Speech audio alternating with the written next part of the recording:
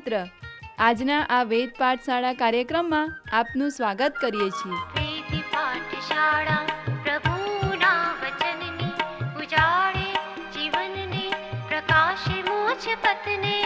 વેદ પાઠશાળા પ્રભુના વચનની ઉજાળે જીવનને પ્રકાશે મોક્ષ પથને. વેદ પાઠશાળા.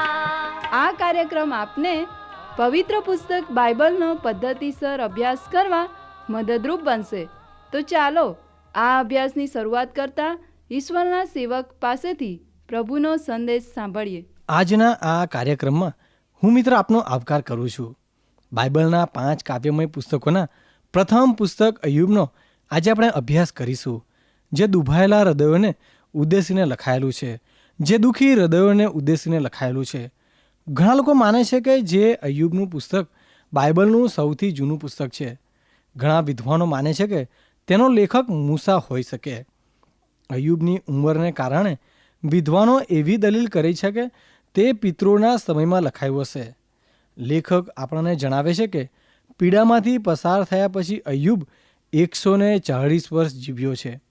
હવે આપણે જોઈ ગયા કે બાઇબલના કોઈ પણ પુસ્તકનો લેખક કે તેનો સમય મહત્વનો નથી, પરંતુ જ્યારે તમે બાઇબલનો કોઈ અધ્યાય કે વચન વાંચો છો ત્યારે તેમાં રહેલા સત્યને શોધવા પ્રયત્ન કરો.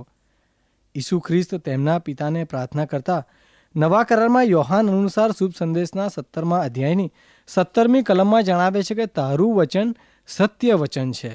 એનો અર્થ કે જ્યારે તમે બાઇબલ વાંચો છો ત્યારે તે તમે ગમે તે ભાગ વાંચતા હોય, પણ તમે સત્યને શોધો છો.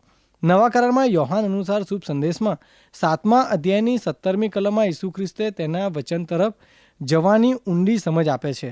તે કહે છે કે જે કોઈ ઈશ્વરની ઈચ્છા પ્રમાણે કરવા માગે છે તેને હું જે શીખવું છું તે ઈશ્વર તરફથી છે કે મારું પોતાનું છે તેની ખબર પડી જશે. ઈસુ ખ્રિસ્તના મત મુજબ વચનની પ્રેરણાને સાબિત કરવાનો માર્ગ તે વચન પ્રત્યેની ઊંડી સમજ અને તે સત્યનું અંગત જીવનમાં લાગુકરણ કરવું તે છે.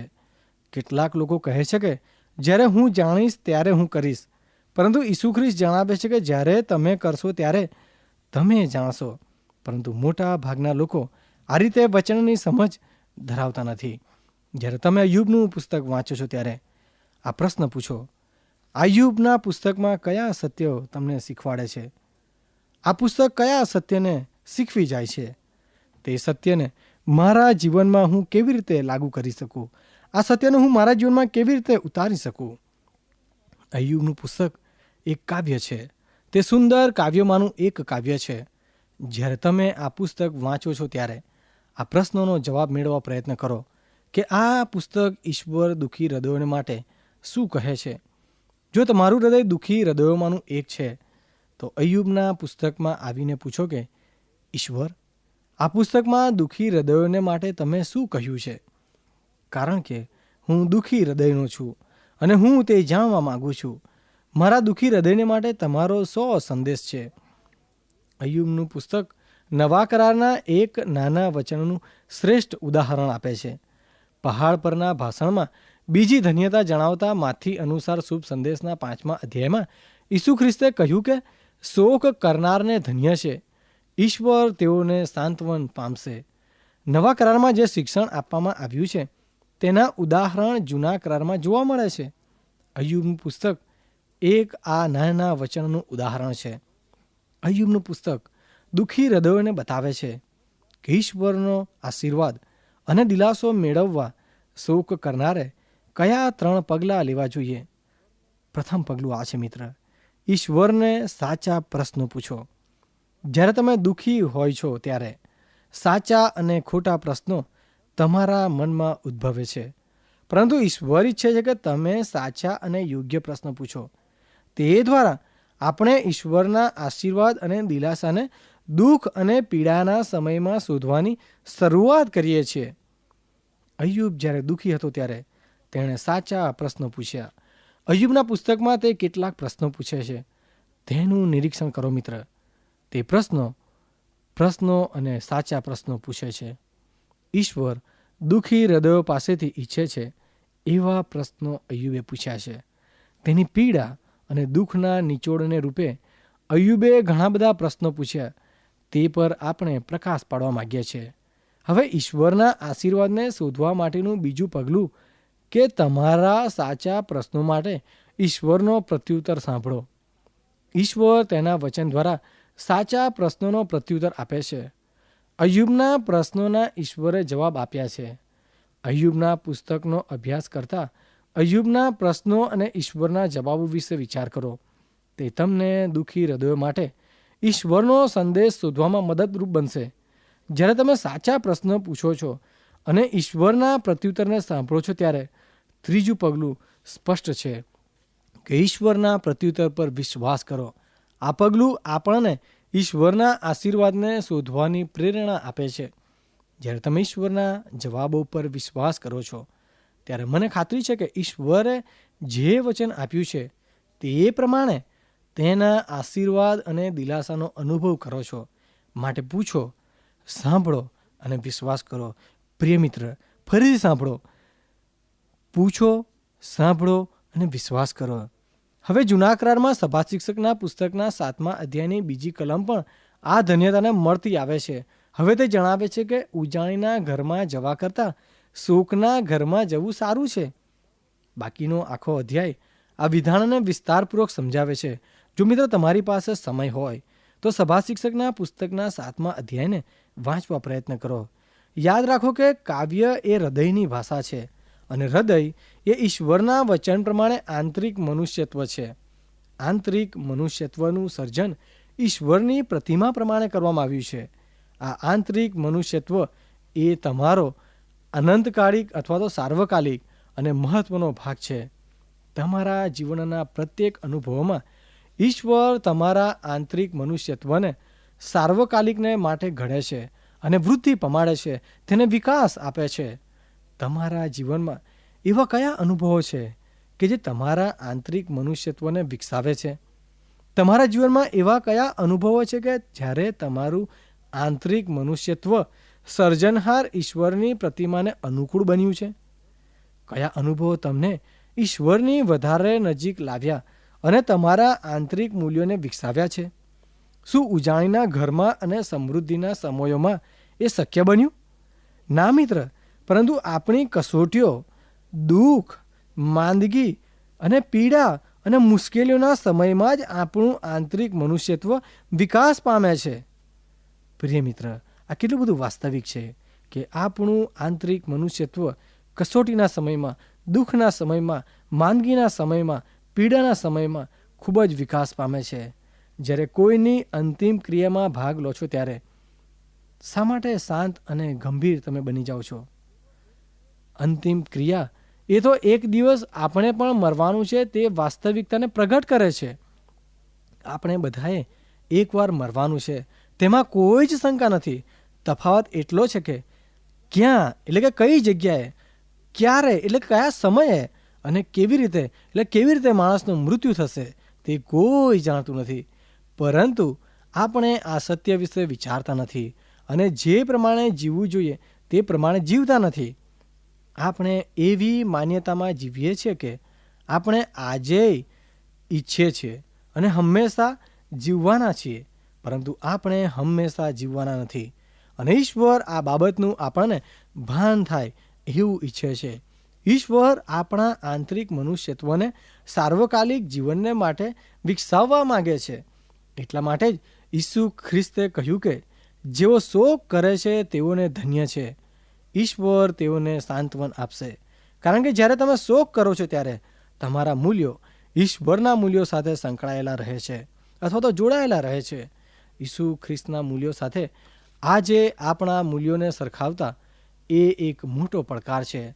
શું દુઃખના સમયમાં આપણે પોતાની જાતને ધન્ય માનીએ છીએ? જો આપણે ઈસુના મૂલ્યોને સમજીએ છીએ તો તેના આ વચનને પણ સમજીએ છીએ. આ જ અય્યુબના પુસ્તકનો મુખ્ય વિચાર છે.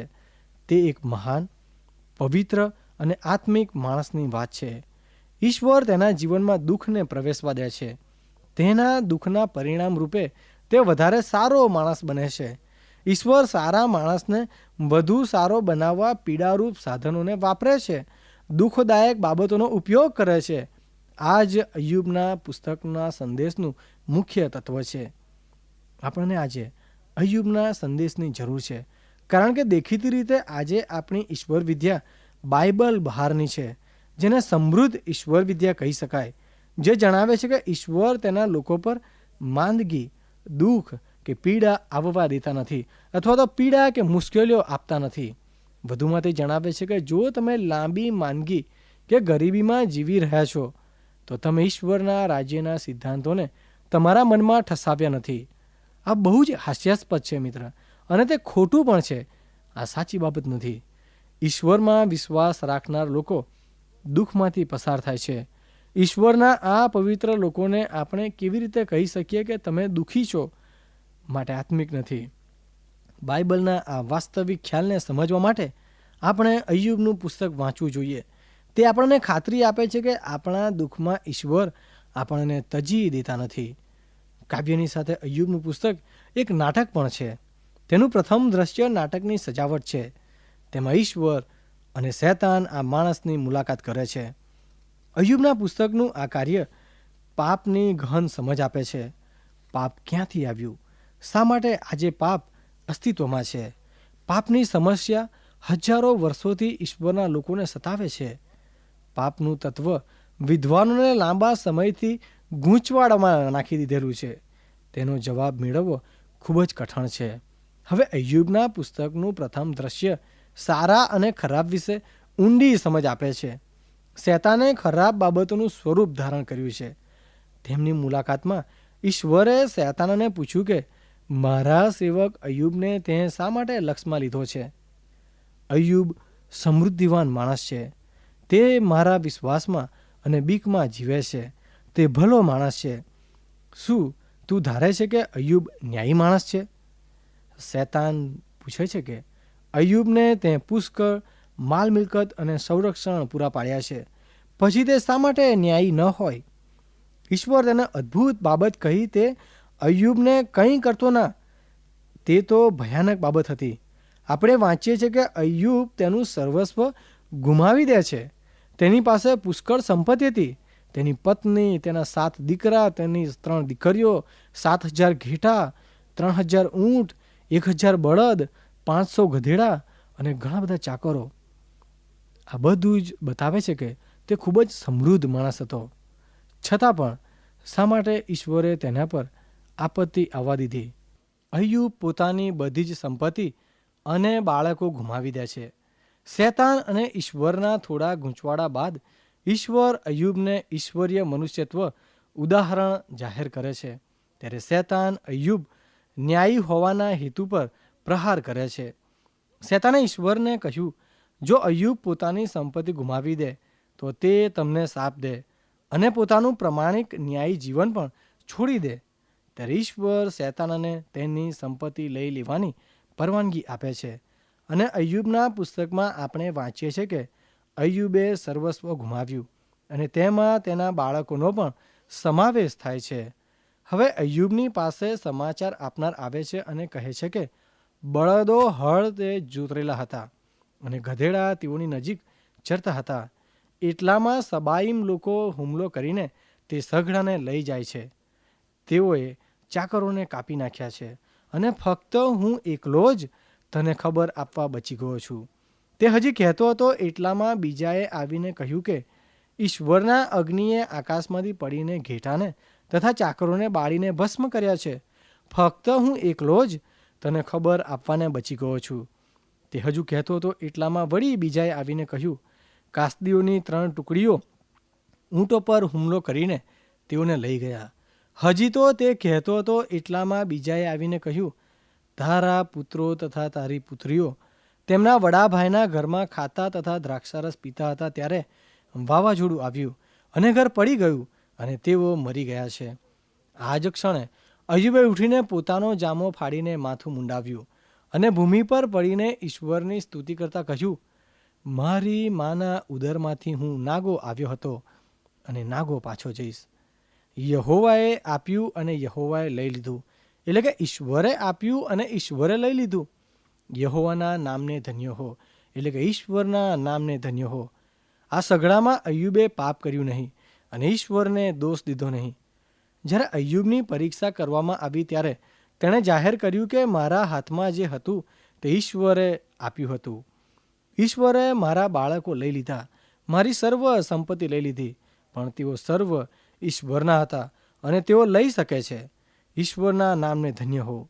અય્યુબે ઈશ્વરની આરાધના કરી. અય્યુબ આ પરીક્ષામાં સુંદર રીતે પાસ થાય છે અથવા તો સુંદર રીતે વિજયી બને છે. અય્યુબે જે ગુમાવ્યું છે તે ધ્યાનમાં લેવાનું યાદ રાખો મિત્ર. અય્યુબે જે કાંઈ ગુમાવ્યું છે તેના માટે જીવન વીમા કંપનીઓ ઈશ્વરની ભૂમિકાઓ કહે છે, પણ આપણે જાણીએ છીએ કે આમાં ઈશ્વરની ભૂમિકા નહોતી, પણ આ તો શૈતાનની ભૂમિકા હતી. વાવાઝોડું, અગ્નિ અને જુદા જુદા દુશ્મનો દ્વારા અય્યુબનો સંપત્તિને નુકસાન પહોંચાડવાનું કાર્ય એ તો શૈતાનનું હતું. અય્યુબ આ પરીક્ષામાં સુંદર રીતે પાર ઉતર્યો હતો. આ પ્રથમ પરીક્ષા પ્રથમ તબક્કો હતો. આ પ્રથમ ભૂમિકાના બીજા દ્રશ્યમાં શૈતાન અને ઈશ્વરનો વાર્તાલાપ છે. ઈશ્વરે શૈતાનને કહ્યું, હવે તું મારા સેવક અય્યુબ વિશે શું વિચારે છે શૈતાન? શું અય્યુબે સારું કર્ય નથી? અય્યુબે મારા પર દોષ મૂક્યો નથી, તેણે મારી સ્તુતિ કરી. શૈતાને જવાબ આપ્યો કે ચામડીને બદલે ચામડી. હા, માણસ પોતાના જીવને બદલે તો પોતાનું સર્વસ્વ આપે તો પણ તારો હાથ લંબાવીને તેના હાડકાં તથા તેના માંસને સ્પર્શ કર, એટલે તે તારે મોઢે ચડીને તેને શાપ દેશે. હવે મિત્ર, આ સમયે આ પુસ્તક ભયાનક સત્ય રજૂ કરે છે. બાઇબલના અભ્યાસીઓ આ ઈશ્વરની પરવાનગીવાળી ઈચ્છા કહે છે. યહોવાએ શૈતાનને કહ્યું, એટલે કે ઈશ્વરે શૈતાનને કહ્યું, જો તે તારા હાથમાં છે ફક્ત તેનો જીવ બચાવજે. આ બીજો ભયાનક ખ્યાલ આપે છે. કેટલા પ્રમાણમાં પરવાનગી અય્યુબને પીડા આપવાની ઈશ્વર શૈતાનને આપે છે. હવે પીડા એટલે શું મિત્ર? ઘણા લોકો બીજાને પીડા આપવામાં પારંગત છે. આ પીડાની પારંગતતાને માણસને મારી નાખવા તરફ દોરે છે. આ તો પીડાની કળા કહી શકાય. અય્યુબનો જીવ બચાવવાનું શૈતાનને કહેવામાં આવ્યું છે. અય્યુબ મરણતોલ બીમાર પડે છે. તેને વિકૃત રોગ લાગ્યો છે. અય્યુબનું દુઃખ એટલું બધું હતું કે માણસ જેટલું સહન ન કરી શકે એટલી હદનું હતું. આ બીજા તબક્કામાં અય્યુબે પહેલા તબક્કામાં જેવું કર્યું હતું તેવું ના કરી શક્યો. અય્યુબ નિરાશ થયો. અય્યુબની સ્ત્રીએ તેને કહ્યું, હજી સીધું તું તારા પ્રમાણિકપણાને દ્રઢતાથી વળગી રહ્યો છે? ઈશ્વરને શાપ દે અને મરી જા. પણ તેણે ઉત્તર આપ્યો કે કોઈ એક અધર્મી સ્ત્રીની પેઠે તું બોલે છે શું? આપણે હંમેશા સુખ જ સ્વીકારીએ અને દુઃખ ના સ્વીકારીએ? અહીંયા અય્યુબનો સુંદર સવાલ છે. શું સારા માણસે ઈશ્વર પાસેથી સારી બાબતો મેળવવાની અપેક્ષા રાખવી કારણ કે તે માણસ સારો છે? અય્યુબના પુસ્તકમાં ઘણા પ્રશ્નો આપવામાં આવ્યા છે, પરંતુ આ અય્યુબનો જવાબ આખા પુસ્તકને આવરી લે છે. અય્યુબ સારો માણસ છે, સાચો માણસ છે, અને એ સારો હોવાને લીધે શું તેણે ઈશ્વર પાસે સારી બાબતોની અપેક્ષા રાખવી? અય્યુબ પ્રશ્ન પૂછે છે કે ઈશ્વરની પાસે મારે શું અપેક્ષા રાખવી? આ ક્ષણે બીજી ભૂમિકા શરૂ થાય છે. તેણે આપણે વહેંચણી અથવા ફાળો કહી શકીએ છીએ. અય્યુબને 3 મિત્રો હતા. તેઓએ અય્યુબની સર્વ વિપત્તિ સાંભળી અને તેઓએ અય્યુબને મળવાનું આયોજન કરી તેના ઘર તરફ મુસાફરી શરૂ કરી. જ્યારે તેઓ અય્યુબના ઘરે આવ્યા ત્યારે તેઓ અય્યુબને ઓળખી પણ ના શક્યા. અય્યુબનું શારીરિક દુઃખ એટલું બધું વધી ગયું હતું કે તેઓ અય્યુબને ઓળખી ના શક્યા. તેઓ 7 દિવસ અને રાત તેની સાથે બેસી રહ્યા. તેઓએ જોયું કે ઘણો દુઃખી થયેલો અય્યુબ દેખાય છે. તેથી કોઈએ એક પણ શબ્દ તેને કહ્યો નહીં. પછી અય્યુબે કહ્યું કે તમારું શાંત બેસી રહેવું મારા માટે ખૂબ જ દિલાસાજનક હતું. આ અય્યુબનો દિલાસો આપનાર મિત્રો આજે જેઓ દિલાસો આપવાને માટે જાય છે તેનું ઉદાહરણ આપે છે. ઘણીવાર આપણે દુઃખમાં હોઈએ છીએ ત્યારે આપણને શબ્દોની જરૂર નથી. જ્યારે આપણે દિલાસા માટે જઈએ છીએ ત્યારે બોલવાની જરૂર નથી.